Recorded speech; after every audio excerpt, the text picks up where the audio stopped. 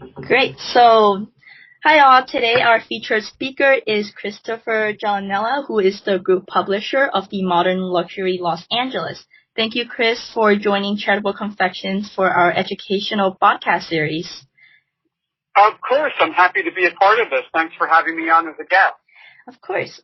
So to start off, could you introduce yourself and give us a background about what you do as the role of the group publisher of a luxury magazine? Sure. So my name is Christopher Gialanella, and I'm the group publisher for Southern California, which encompasses Los Angeles, Orange County, and San Diego.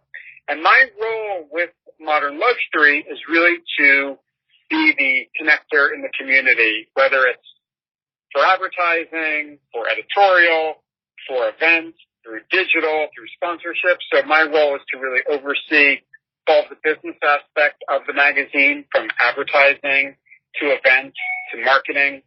And that's really what I do. That's really awesome. Could you tell us how did you get started in this industry and how did you find your passion in media? So it's a funny story. Back in 1999, I had just gotten engaged to my lovely wife, Andrea, and she brought a copy of Angelino magazine home and thought, wow, this might be a nice career path for me.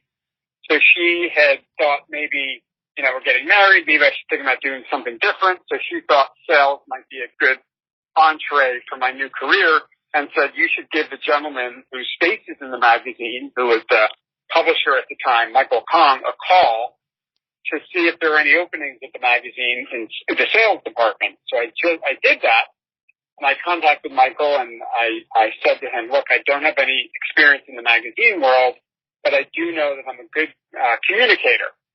So we said, okay, well, come in and we'll chat. And I talked to him, and obviously one thing led to another, and he brought me on board. And I started literally walking up and down the street, meeting local businesses and getting them to advertise in the magazine. And that's sort of, I'm going on my 20th year with Modern Luxury, and I sort of built my career up that way, just from getting into sales and finding my passion along the way. And one thing led to another, and now I'm, overseeing, about 8 magazines in 3 different markets at this point in Southern California.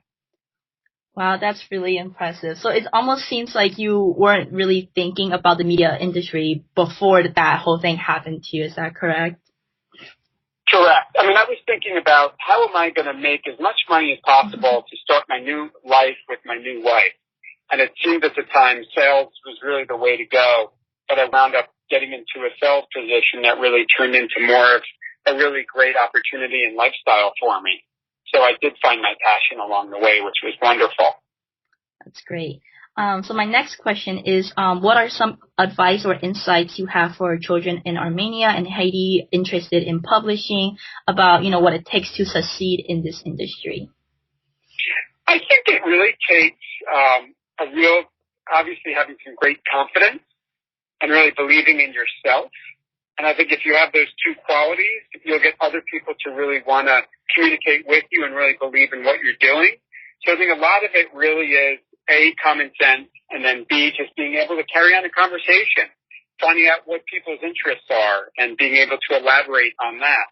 And I think that's really the justification of what we do is really connecting people and really getting people to buy into what you're selling them, meaning buying into you and your brand. And I think if you're able to carry on a nice conversation, you should be able to really build a really nice career for yourself. Great, awesome. I really liked how you talked about, connecting people and communicating with others. I know that your magazine group, Modern Luxury, is targeted towards an affluent population of readers who might come from very different backgrounds and live different lifestyles from the population we work with at Charitable Confections. So my question, follow-up question for you is, what's your advice for those of us interested in pursuing careers where we might need to interact and socialize with people who come from different backgrounds? So I would say, obviously for Modern Luxury, we work with obviously very luxury goods companies like some of the big national brands. But we also work with other organizations, like charitable organizations, where we raise money for certain charities. So we do lots of events where we give back to the community. We do a lot of sort of volunteering. I volunteered for an organization where we delivered Christmas gifts to the needy on a fire truck in Costa Mesa, California, which was an opportunity through a relationship we have with Bloomingdale's. So, obviously we do cater to the luxury market, but we also work with all different types of people, because for us, we're really about community, and that's what modern luxury does the best. That's awesome. So my final question is, for many of us, challenges along the path of career success are often inevitable. So when you look back on your own experiences, are there any challenges that you might have encountered along the way, and how did these challenges affect you? I think in order to grow, there's always going to be challenges. I don't think anyone could ever say they've never had a challenge. I've had many challenges. I've had many ups and downs. I've had, business come and go. I've had employees come and go. I've had personal issues come into the workplace. And I just think it's really a matter of staying on top of everything that you're doing and really finding ways to problem solve. I think with my problem solve skills, personally and professionally, I'm able to find ways to keep people happy, keep businesses growing, and keep doing what modern luxury does best.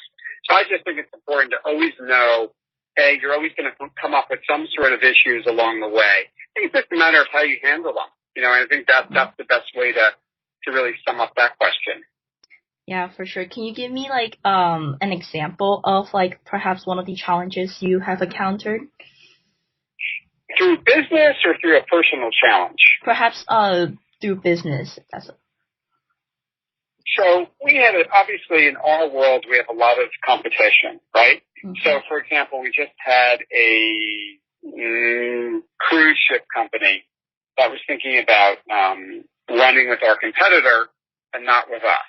So we had to come up with, what can we do to suit this cruise brand to get them to advertise and spend their marketing dollars with modern luxury?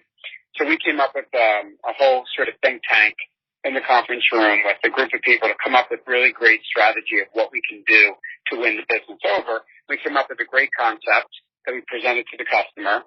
They went for it, and we won the battle. We won the business. Awesome. So sometimes even if you hear no in the beginning, for me, no means not yet. So I think if you're smart and you think about great ideas and great ways to, again, connect people, I think you'll always wind up winning in the end.